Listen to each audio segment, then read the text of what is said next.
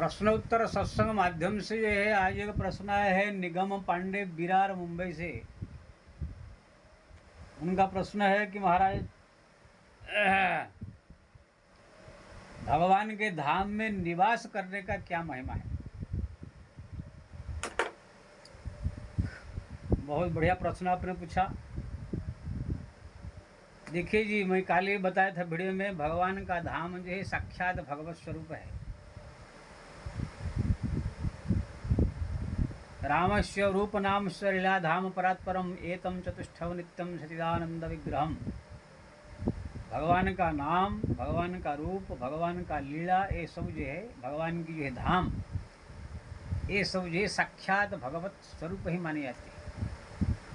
जैसे कोई व्यक्ति हरदम हर पल 24 घंटा राम राम राम राम राम राम राम राम राम राम राम जप कर रहा है, लेकिन कोई अयोध्या में, वृंदावन में, हरिद्वार में, बद्रीनाथ में, कोई धाम में, जगन्नाथ में या द्वारिका में कहाँ खाली रह रहा है, वहाँ पकौड़ी बेच रहा है या कोई होटल है या कोई धंधा है या दुकान में कुछ काम कर रहा है, मतलब वहाँ निवास कर रहा है। तो अगर देखा जाए ये राम राम राम राम राम हरदम जपने वाले को जो गति प्राप्त होगा, वहाँ धाम में निवास करने वाले को वही गति प्राप्त होगी। मरने के बाद की बात बता रहा हूँ। लेकिन हाँ, धाम में निवास करने वाले को यहाँ पर कुछ अनुभव नहीं होगा जिंदा रहते हुए कि इसे भगवान की कृपा हो जाएगा, कि भगवान को सपने में दर्शन दे देंगे या कुछ उनका चमत्कार कर देंगे, ऐसे नहीं। राम नाम जपने वाले को कहीं भी हो सकता है। जो हरदम राम राम राम जपते हैं, भगवान की दर्शन भी हो सकता है, चमत्कार हो सकता है। लेकिन धाम में निवास करने वाले को अगर जप तप करके साधना में लगे रहे तो उनका दर्शन कृपा हो सकता है। नहीं तो खाली निवास कर रहे हैं, कोई दुकान में काम कर रहे हैं या कोई धंधा बिजनेस कर रहे हैं, तो भी उसको मरने के बाद मुक्ति उसका गारंटी है। इसलिए भगवान का धाम का मतलब भगवान के, आप जो है वैकुंठ जो धाम है वहाँ पर आप निवास कर रहे हैं। भगवान का स्वरूप का जैसे कोई ध्यान कर रहा है, अब कोई व्यक्ति कुछ ध्यान फ्यान कुछ नहीं कर रहा है, खाली कोई बद्रीनाथ में या हरि कहीं या जगन्नाथ में कहीं जाकर खाली बास रह रहा है, कोई धंधा बिजनेस कर रहा है या कोई काम कर रहा है या खाली वहाँ निवास कर रहा है, तो मरने के बाद दोनों को गति बराबर मिलेगी। इसलिए भगवान के धाम की जो है बहुत बड़ी महिमा है। बहुत सारे साधु संत महात्मा हमारे हैं जो कि जो धाम में निवास कर रहे हैं तो धाम से बाहर नहीं जाते। अयोध्या में ऐसे ही संत है जो कि अयोध्या छोड़ के बाहर कहाँ जाते नहीं। उनको पूछो भाई कहाँ घूमने नहीं जाते हो, ना अरे भाई क्या मालूम कहाँ प्राण निकल गया दूसरी जगह, तो इसलिए यहाँ पर रहे, यहाँ पर ही प्राण छूटे। तो ऐसे जो है भगवान के धाम की जो है महिमा साक्षात ब्रह्म स्वरूप है। जैसे भगवान के धाम में पहुंच जाने का मतलब, दर्शन करने या वहाँ पहुंच जाने का मतलब भगवान के गोद में आप पहुंच गए। भले ही देखने में है दुकान बाजार गांव जैसा ही अपना है, कोई नया चीज़ नहीं है, अपना गांव घर जैसा है, ऐसे ही केनाल है, दुकान है, दो नदियाँ है, सब है, सब ऐसा अपने गांव जैसा ही है। लेकिन वहाँ का महिमा अलग है। वहाँ भगवान ने अवतार लेकर लीला किया है, वहाँ की मिट्टी पवित्र है, इसलिए भगवान ने उसको वरदान दिया है जो भी इसी जगह पर आएगा या निवास करेगा उसको मेरे धाम प्राप्त होगा। इसलिए अयोध्या के बारे में तुलसीदास जी लिखते हैं, बंदों अवधपुरी अति पावनी सरज सरी कली कलु समिसावनी। मैं अयोध्या का वंदना करता हूँ। सिय निंदक अघ ओघ नसाए लोक विषय को बनाई बसाए। सीता जी को निंदा करके घर से निकालने वाले धोबी आदि जितने पापी आदमी को भी मरने के बाद सदगति प्राप्त हुआ। अयोध्या में रहने वाले जो ऐसे पुराण में आता है, वाल्मीकि रामायण आदि में, कीड़े मकोड़े तक को जो है भगवान का धाम प्राप्त हुआ। जगन्नाथ धाम की महिमा आप पढ़ोगे, वहाँ पर जितने कीड़े मकोड़े जितने सब जो है मक्खी मच्छर सब वहाँ निवास कर रहे हैं, सब लोग को भगवत धाम प्राप्ति होगा। तो कहने का मतलब ये है भगवान का धाम में निवास करना मतलब मुक्ति, उनका गारंटी, भगवत धाम जाना। यहाँ पर भाई कुछ बोले कि भगवान की कृपा हो जाए, दर्शन हो जाए, कुछ ऐसे हो जाए, ये सब फिर साधना करने से होगा। लेकिन वहाँ जो निवास करने का फल जो है मुक्ति। इसलिए समय निकाल करके, अगर वहाँ निवास नहीं कर सकते हैं तो समय निकाल कर कभी 1 दिन 2 दिन 4 दिन ऐसे जाकर वहाँ पर धाम में निवास करना चाहिए। या तो अगर ऐसे टाइम नहीं है तो बीच बीच में घूमते रहना चाहिए, भगवान के धाम का दर्शन करते रहना चाहिए। भगवान की जो बहुत बड़ी धाम की महिमा है।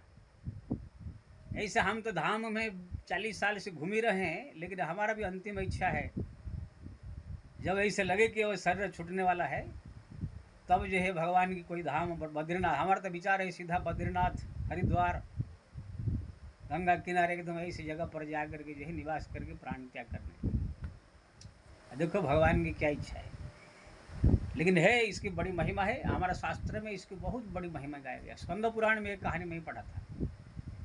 अयोध्या की तो महिमा है, ये सब वहाँ पर कीड़े मकोड़े तक गए, वाल्मीकि रामायण में वर्णन है। स्कंद पुराण में एक जो है पढ़ा था मैं, धनेश्वर नाम के ब्राह्मण, जो हरिद्वार में गंगा किनारे खाली वो फूल हार बेचता था। जिसने माली लोग को फूल हार बेचते हैं, लोग को खरीद के लेके सब पूजा करते हैं, फूल हार बेचता था। वो कोई भक्ति फक्ति कुछ राम कृष्ण गोविंद हरि कुछ नहीं करता, गंगा जी में कभी कोई नहाता भी नहीं था। अब कहाँ हरिद्वार वाले जितने रहते हैं वहाँ गंगा किनारे रहने वाले रोज रोज कहाँ नहाते हैं? कोई भक्ति वाले बहुत हो तो कोई 100 में 2 नहाते हैं, बाकी सब गांव वाले ऐसे ही है। तो वो भी नहाता भी नहीं था, लेकिन अपना धंधा करता था। भक्त लोग को संत लोग को आते थे, फूलहार उनसे लेते थे, सबसे वार्तालाप करता था, सब यही धंधा उनका। बोलते जैसे उसका मृत्यु हुआ तुरंत भगवान के धाम से दिव्य विमान आया, और उस पर जो है उसको बैठा करके भगवान के दूत जब ले गए, तो धनेश्वर पूछा कि महाराज मैं तो जीवन में ना कोई भजन किया, ना कोई भक्ति किया, ना कोई दान किया, ना कोई पुण्य किया, ना कोई भगवान का स्मरण किया, खाली मैं फूलहार बेचते धंधा बिजनेस करते जीवन बीत गया, मेरे कौन सा पुण्य से आप मेरे को भगवान का धाम ले जा रहे हैं?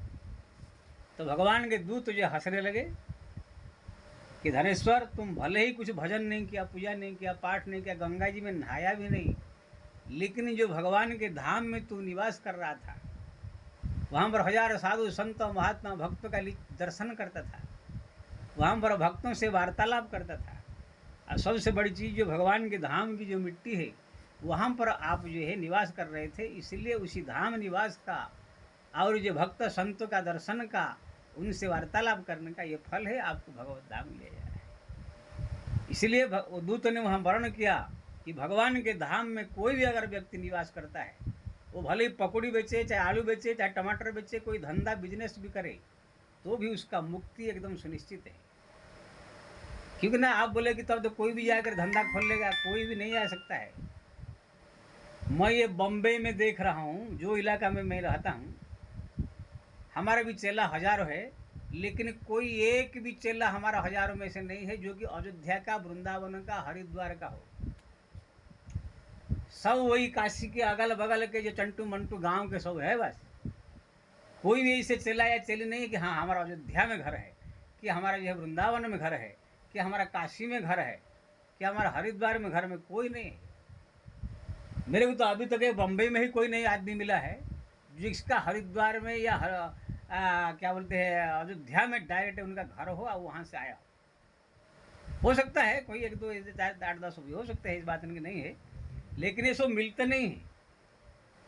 सब आपको मिलेंगे वही अगल बगल के गांव के चंटुआ मंटुआ गांव के सब जो है ऐसे मिलेंगे।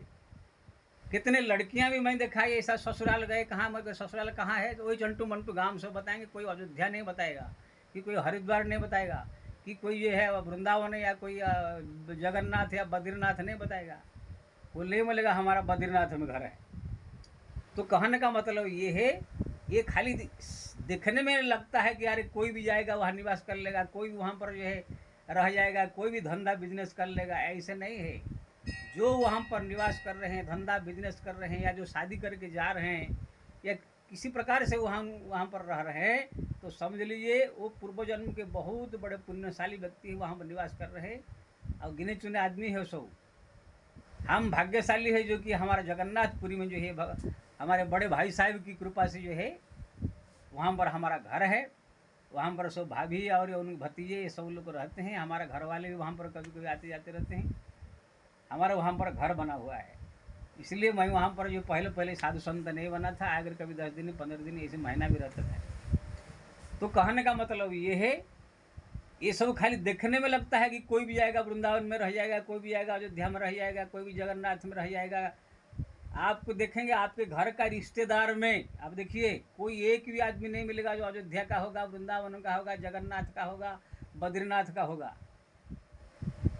इसका मतलब नहीं कि नहीं है, तो फिर जो हरिद्वार में रहने वाले, बद्रीनाथ में रहने वाले लोग का तो रिश्तेदार कोई ना कोई होंगे, लेकिन वो सब कहीं दुर्लभ ऐसे मिलेगा, मिल जाएगा, कोई भूले भटके से मिल गए तो मिल गए कि हाँ हमारा बद्रीनाथ में घर है, कि हमारा ससुराल जो है जगन्नाथ में, कि जो ससुराल वृंदावन में है। ऐसे आपको कोई लाखों में एक भूले भटके मिलेंगे, बाकी चंटुआ मंटुआ गांव के हजार मिल जाएगा। इसलिए ये धाम की बहुत बड़ी महिमा है। व्यक्ति को जो है बीच बीच में जाते रहना चाहिए, और अगर समय मिला वहाँ जाकर महीना 2 महीना निवास करना चाहिए। अगर नहीं है तो अंत समय तो कम से कम लगे, अपना शरीर छूटने वाला है तो वहाँ जाकर जो है महीना 2 महीना 4 महीना रह कर वहाँ पर निवास करें, वहाँ शरीर छूटे, जो सदगति प्राप्त हो जाए। हम भगवान से प्रार्थना कर रहे हैं ऐसे संयोग जो है प्राप्त करें। हमारा सूरदास जी भी कहते हैं, हे प्रभु गंगा जी का तट हो या जमुना का बंशी वट हो, सांवरा मेरा निकट हो जब प्राण तन से निकले। सूरदास जी कहते हैं, हे भगवान कृष्ण, जब मेरा प्राण निकले गंगा जी का तट हो या जमुना जी का बंशी वट या वृंदावन या कोई ऐसी जगह हो जब मेरा प्राण तन से निकले है, तो ऐसे जगह पर जो है मरने के लिए साधु संत महात्मा भी तरसते हैं। अब मैं तो भगवान से प्रार्थना कर रहा हूँ, मेरी बड़ी इच्छा है मरते समय या हरिद्वार, ऋषिकेश या बद्रीनाथ में मेरा प्राण छूटे। इस प्रकार हमारा विचार है। देखो ये भगवान अगर इच्छा पूरा करते हैं तो ठीक है, नहीं तो फिर जहाँ होगा जैसे होगा कौन जानता है। लेकिन हाँ, ये धाम के तीर्थ की बहुत बड़ी महिमा है।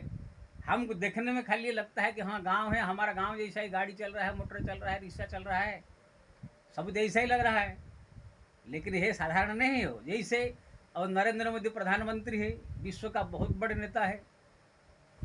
अब अगर वो थोड़ा सा बेस बदल के दाढ़ी फाड़ी बढ़ा के या कुछ ऐसे बना के निकले तो क्या है, आदमी ऐसे तो लगेंगे, क्या है अभी भी क्या है, कोई बाहर निकल जाएंगे तो क्या कोई देवता ऐसे थोड़ी लग रहे हैं। वो आदमी जैसा ही है, हाथ दो पैर दो नाक कान सब आदमी जैसा ही, देखने में तो आदमी जैसा ही है, लेकिन आदमी होते हुए भी कोई साधारण आदमी नहीं है। भारत का प्रधानमंत्री है और विश्व का बहुत बड़े नेता है।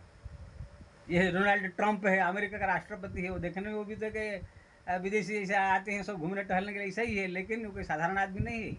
विश्व का सबसे बड़ा जो समृद्धिशाली जैसा अमेरिका का राष्ट्रपति है।